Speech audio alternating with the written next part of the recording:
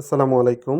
স্বাগতম জানাচ্ছি আমার ইউটিউব চ্যানেল লাইফলাইন বিডি এবং ফেসবুক পেজ লাইফলাইন বিডিতে। তো কেমন আছেন আপনারা? আ আপনাদের সামনে একটা ভিডিও নিয়ে আসছি। এটা হচ্ছে আমি যে দোকান থেকে পাখি এবং খাবারগুলো কিনে থাকি, মূলত আমার পাখির খাঁচা বা অ্যাকুরিয়ামের ফিশগুলো কিনিয়েছিলাম। সেই ভাই, তো উনি খুবই আন্তরিক।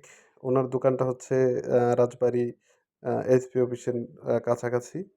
আমাদের যে স্টেডিয়ামটা আছে রাজবাড়ির ওইখানে, স্টেডিয়ামের মেইন গেটের অপোজিটে।